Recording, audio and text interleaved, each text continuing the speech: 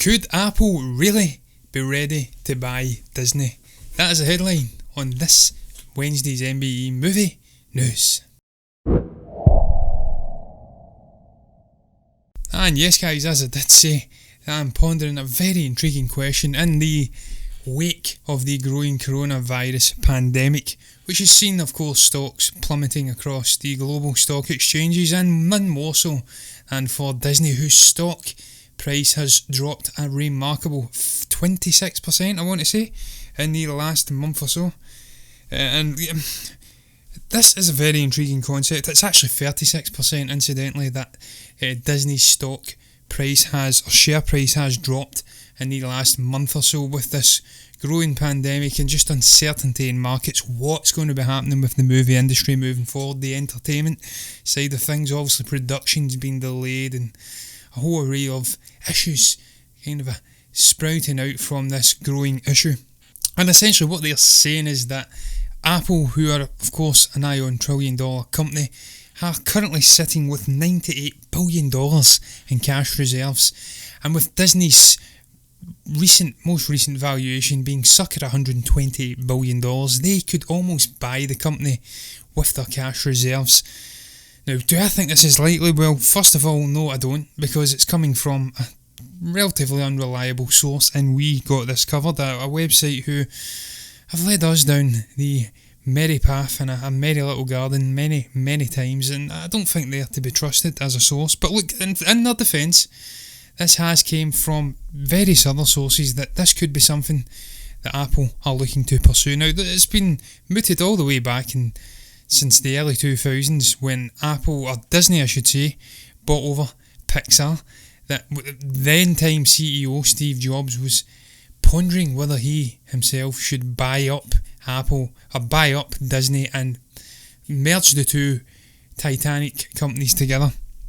And this has been something that has been doing the rounds recently as well from other sources in regards to a potential merger or buyout from Apple of Disney. Now, I don't think this is likely because obviously you have competition, fair play rules in place. There was a lot of talk about this when the Fox-Disney merger transpired last year.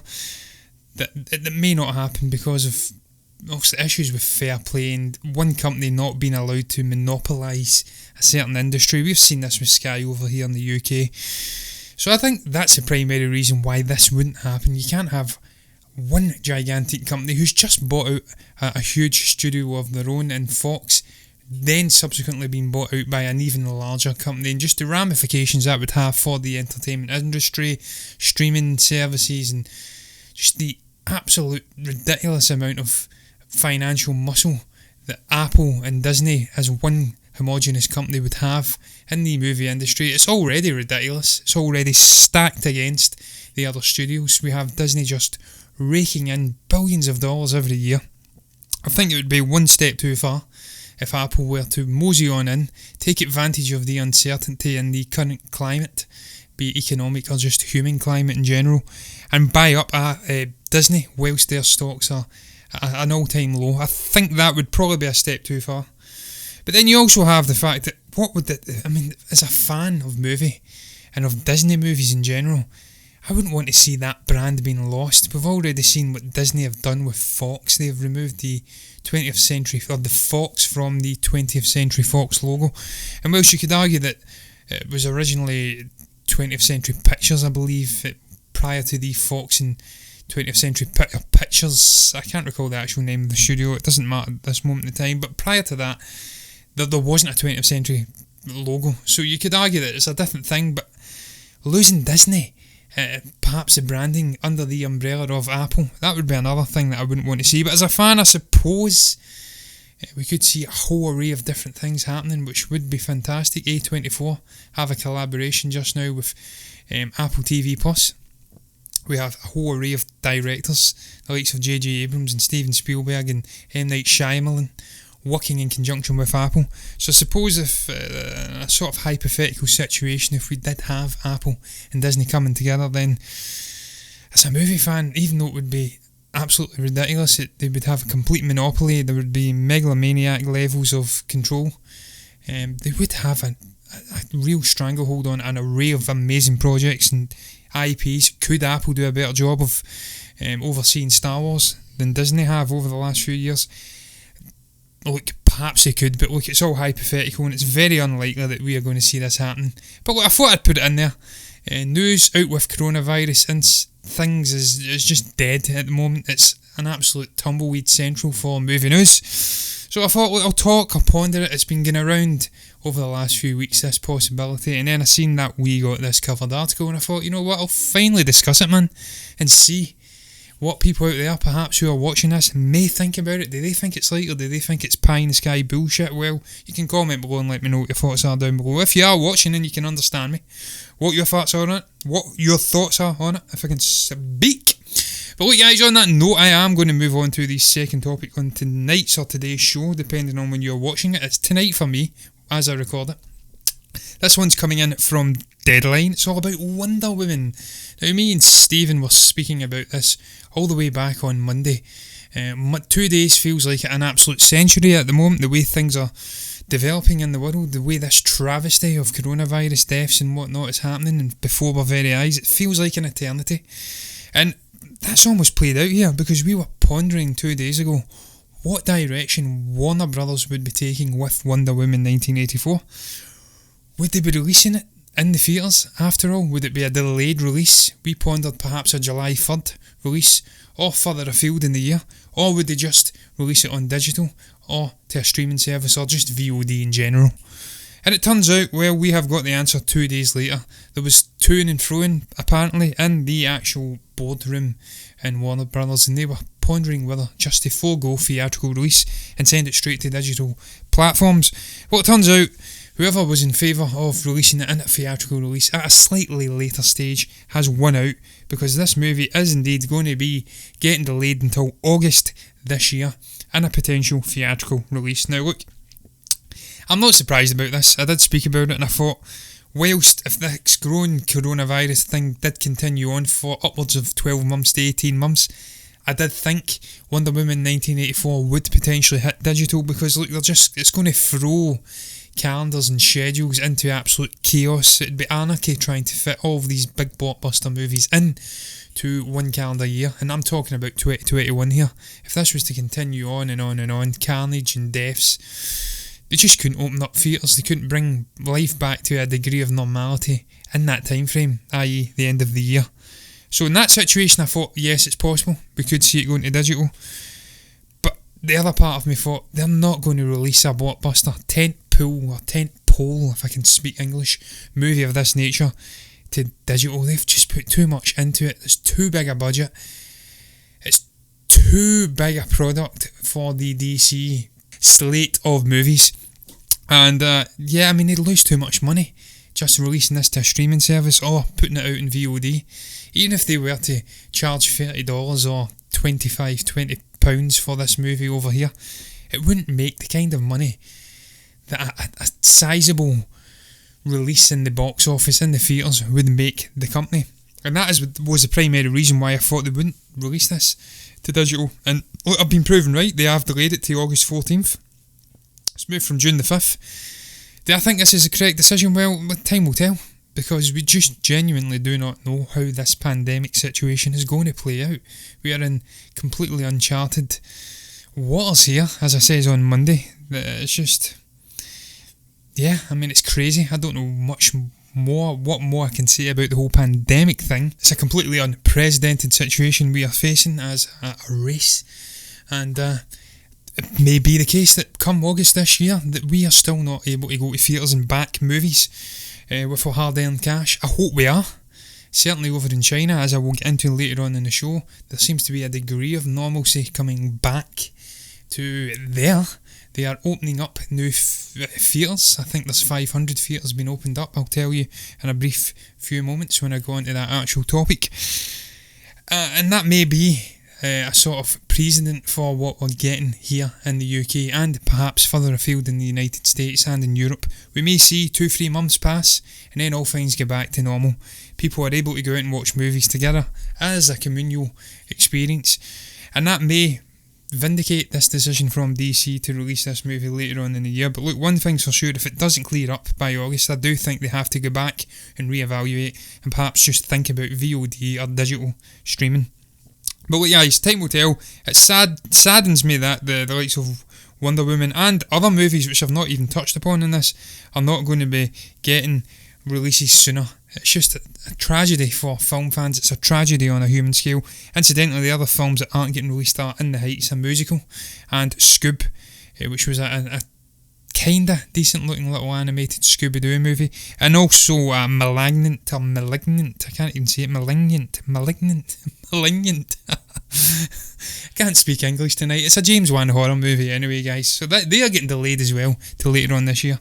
So all things are getting delayed just now. It's just where we are at this current time. But look, guys, I'm going to move on. One thing I'm not going to delay is this conversation coming in from Screen Rant from one Jason Blum of Blumhouse Productions, speaking about how the movie business will be demonstrably different after the coronavirus. Now, he says in a couple of short, snappy little quotes, which are neither short nor snappy, that the collective experience of going to a theatre and taking in a movie, I think that's going to be around for a long time.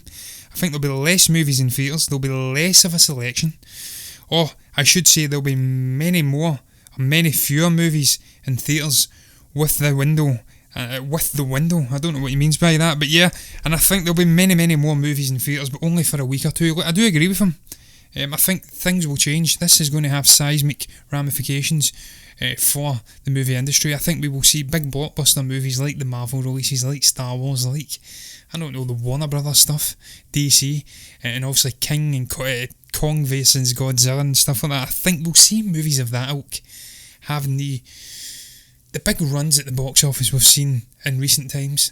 But I think more low-key movies, the likes of the Little Women and things like that, smaller, mid-sized budget movies, I think they will perhaps go in for a really shorter run now, going off into the future. I think the public's trust in going out and as a communal experience and viewing movies, I think that will be really questioned in the growing months or so after the coronavirus. It will take a real leap of faith to go out the house and go and watch a movie again, but slowly as time passes, I think we will see people becoming more accustomed to getting back into theatres and watching movies with complete strangers once again. But I do think he's right. I think we will see theatres and the theatrical runs changing for movies depending on the size and budget and where they are and sort of anticipation for the masses.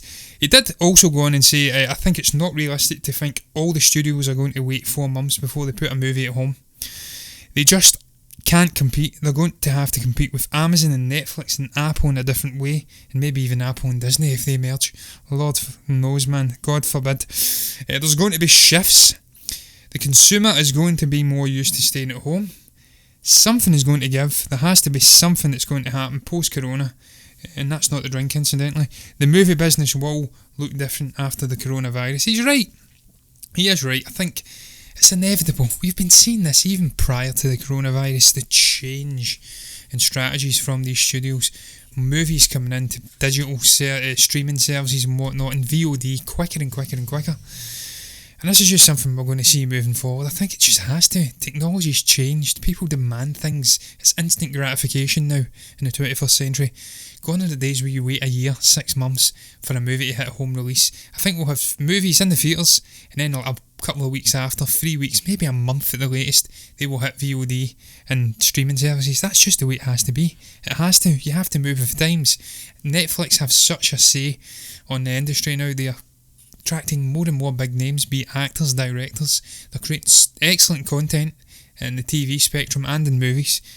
And these traditional studios, the likes of Warner Brothers, the likes of Disney, the likes of Universal and obviously Lionsgate, they all have to move Sony Pictures with the times and try and compete with these big streaming services. And even Disney have got their toes dipped in that already, and we've seen they are not slow at bringing things like Onward right in to their streaming service. Although not Frozen 2, it has to wait till July. So look, I completely concur with him, but look, this kind of interconnects into this topic, so I'll probably not even flash up a different graphic down below. This one's all about the theatre chains themselves, head honchos not being happy about the handling of trolls world tour, hitting homes early. And they've suggested that this is coming from John Tithian, incidentally, who currently serves as the head of National Association of Theatre Owners, and he says only Universal and only Trolls did one studio skip the theatrical model and go straight to home. Universal continues to advertise to consumers that Trolls will be released simultaneously to theatres and to home on April 10th, and they know they are lying to consumers. Universal knows that theatres will still be closed on April 10th, you're damn right they will, so unlike every other distributor who must simply delay their release in that time period, but still understand that theatrical releases is essential to their business model, Universal's or Trolls didn't make that decision. Exhibitors will not forget this. Well, look, what did I say? You have to move with the times here, and some of these guys are not moving with the times. Look, I agree, I love going to theatres. It's a magical experience. I says it on Monday. You get whisked off to a different world. You forget all of your issues in your life, all of your troubles and whatnot, and it's blissful escapism. And there's something beautiful about sharing a communal experience with other people, watching the art in the vein that it's supposed to be consumed on a big screen with booming sound systems. It's magical, and that will never go. People will always want to go to theatres and watch movies. It will always be there. It's been there in the human psyche since the Roman days, since the Greek days, with the big amphitheatres, going with like-minded people and enjoying something, having that thread of connection in a world which is becoming increasingly disconnected. That's a special thing that should be preserved. So I do agree with John Tithian there, but to another extent he has to realise, as I did say previously, that these studios have to compete and fight tooth and nail with big streaming services like Netflix and Apple TV Plus and Disney Plus and Amazon Prime, who have incredible and unbelievable amounts of money at their disposal just to throw. They don't have to worry about box office numbers. They just put the content out. It's like throwing shit at a wall. Some will stick, some won't. And we're seeing that more and more is starting to stick with Netflix and big streaming services like this. So they have to react. Studios like Universal, they can't be caught on their heels. They're seeing the situation with the coronavirus. They realise it's very serious, that it's not going to return to normal for a long time. And they've decided, look, we will capitalise and we'll put Trolls straight out to home release. And they know there's lots of kids home from school and parents who are driven up the wall, driven to absolute mentalism by their children. They'll buy this, they'll rent it, and they'll fling the kids in front of the TV and they'll make an absolute mint. So they have to have their heads switched on. So whilst I do agree with John on the theatrical thing, I also agree with the studios on moving with the times. But look guys, another little brief thing I'm going to touch upon is that Chinese theatre thing that I did mention briefly. 500 Chinese theatres have been reopened in the wake of the corona tragedy, whatever you want to call it, epidemic, which hit mainland China in early January, late December, and came right all the way through to now, of course, mid to late March. Well, late March. It shows that there is hope, this article, for people like us who love films, that this isn't the Armageddon, this isn't the end of times, it's not the apocalypse. That 2-3 months down the road, if we all cooperate, we all stay together in our houses, people that can, social distance and keep away and screw the head, essentially, then we can beat this thing that can go away, and we will be back watching movies much sooner than we would otherwise have thought possible if everyone just works and cooperates and does their bit and doesn't go out and spread it 40 rapid to everyone in every corner of the planet and in the city. So I think this is just a sign of sheer hope in the face of absolute abject misery, that there is a chink of light at the end of the tunnel. We can have something to look forward to. That's not all going to be doom and gloom for the absolute eternity to come. But look guys, I'm going to move on. I'm digging myself a hole. I'm talking absolute shit. When you're saying things like eternity to come, you know that you're done and you should move on to the final topic on that note. And this one is more upbeat. It's all about A Quiet Place 2 and director John Krasinski speaking about how this movie is even more scarier than the original. It's coming in from MovieWeb, and he says in a short little quote, don't know who he was speaking with, doesn't matter, he says, I think you're going to be really scared. I mean, the truth is, I think again organically you're more scared because you care about these characters. In the first movie you are getting to know them. Now you know them, you don't want anything to happen to them. The sound's much more intense because you know the rules of sound. And so my point to make the audience was to make the audience part of the movie. And like, that's something I got in the original A Quiet Place. He established this world beautifully, didn't he, John? Unless you completely disagree and think the first movie was a gimmicky piece of shit. He just established the rules of silence and sound and these big, horrific, blind but incredibly heightened sense of sound aliens. He established everything out. He established the characters beautifully. We really connected with them. I felt so sorry for Emily Blunt and her children in that movie. Not a literal children, but you know what I mean. When the John Krasinski Fowler character died at the end, you felt that sense of sacrifice. You felt for them because you'd connected with them.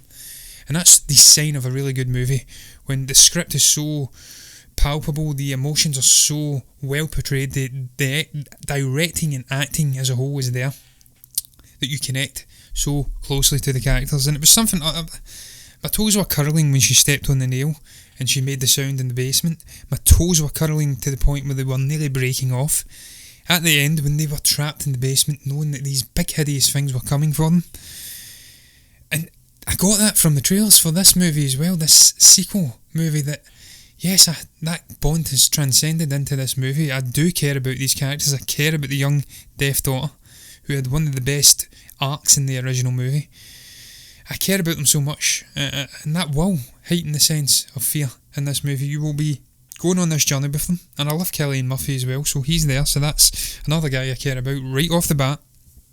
And he's right, the sense of fear, the scares will be there. He's established the ground rules for this world, and they're continuing on, and you've seen that in the trailer with the little girl stepping over the tripwire and making a sound. And so I'm just cannot wait to see this movie. I'm so disheartened that we are not getting to see it sooner, that it was going to be later on. But I can't wait to see it. It looks so well shot, so well made. The characters are there, the ones that we loved from the first one. There's new characters in there, and I cannot wait. Look, I don't get scared easy with horror movies, and I can't say I get scared with the original one, but it left me deeply unsettled. And the experience of being in the theatre in complete silence was one which is truly unique, and one that I've not experienced since or before. So I will be there in the theatre when this movie releases, and I am sure John will be right. I'm sure I'll be quaking in my boots watching it. Boots, that is, not books. But look guys, I am done speaking. I can't believe I've dragged this out for over 20 minutes. It's an absolute minor miracle. What do you make about the topics I spoke about? I mentioned previously, you can comment below about the whole Apple Disney thing. Do you think they could merge? Is that even possible? These two titanic companies coming into a homogenous whole. What's your thoughts on Wonder Woman 1984 and the other movies that I spoke about, the likes of Scoob and Malignant, if I can say it, being delayed to later on in the year? What's your thoughts on the movie business after coronavirus, the coronavirus pandemic ends? And will it be completely different? Will it be a new horizon? What do you make about A Quiet Place 2? Will it be scarier than the original? Do you agree with John that we are bonded to the characters now and that will make the experience all the more enriching? If you have anything to say at all, you can comment below and let me know what your thoughts are down below in the comments section. You can also like the video if you've enjoyed it, and you can subscribe to the channel if you're enjoying content like this, and then you may or may not see me tomorrow, perhaps with Stephen. Lord knows, we are locked down, we don't know what's happening. You can join us anyway, and you'll see what's coming next in the future, whatever the hell it may be.